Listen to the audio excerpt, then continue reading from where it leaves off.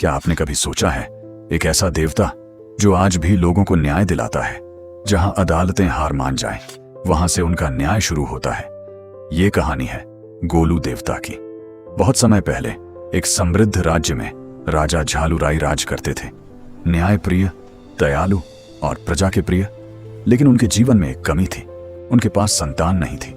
7 रानियां होने के बावजूद महल सूना था। हर दिन, हर रात एक ही चिंता राजा को भीतर से तोड़ रही थी। एक दिन एक ज्योतिषी ने कहा, राजन, भगवान भैरव की तपस्या करें। राजा ने सब कुछ त्याग दिया और घने जंगल में कठोर तपस्या शुरू कर दी। दिन, रात, बारिश, धूप, लेकिन राजा नहीं रुके। और फिर अचानक आकाश गरजा और भगवान भैरव प्रकट हुए। उन्होंने कहा, राजा, मैं स्वयं तुम्हारे पुत्र के रूप में जन्म लूंगा, लेकिन तुम्हें 8वां विवाह करना होगा। कुछ समय बाद राजा शिकार करते हुए जंगल में भटक गए। प्यास से व्याकुल वो एक तालाब के पास पहुंचे।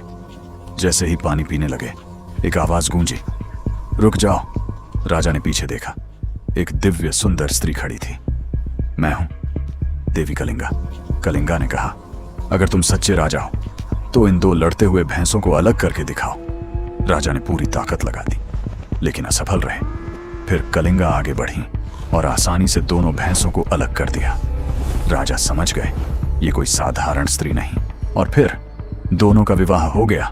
कुछ समय बाद रानी कलिंगा गर्भवती हुई, लेकिन बाकी 7 रानियां ईर्ष्या से जल उठी। उन्होंने एक भयानक षड्यंत्र रचा। जन्म के समय रानी की आंखों पर पट्टी बांध दी गई और नवजात शिशु को गौशाला में फेंक दिया गया। और रानी से कहा, तुमने पत्थर को जन्म दिया है, लेकिन वो बच्चा कोई साधारण नहीं था। गायों ने उसे अपने दूध से पाला। उसे नमक में दबाया गया, वो चीनी बन गया। बिच्छुओं के बीच फेंका गया, उसे कुछ नहीं हुआ।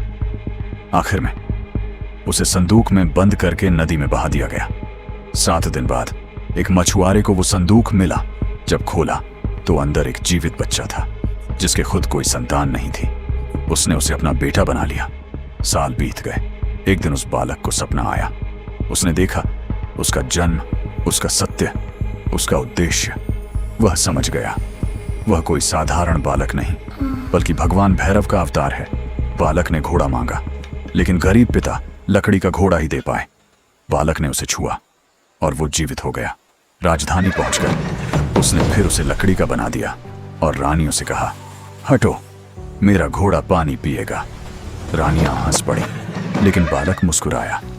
अगर रानी पत्थर को जन्म दे सकती है तो मेरा घोड़ा पानी क्यों नहीं पी सकता? ये बात राजा तक पहुंची। बालक को दरबार में बुलाया गया। उसने सब कुछ बता दिया, वो बातें भी जो सिर्फ राजा और भगवान भैरव जानते थे। राजा समझ गए ये उनका पुत्र है। 7 रानियों को दंड मिला, लेकिन बालक ने उन्हें क्षमा कर दिया। समय बीता, बालक बड़ा हुआ और राजा बना। उसका न्याय इतना सटीक था कि लोग उसे कहने लगे, गोलू देवता। आज भी लोग उनके दरबार में न्याय मांगने जाते हैं, और कहा जाता है जहां इंसान का न्याय खत्म होता है, वहां से गोलू देवता का न्याय शुरू होता है।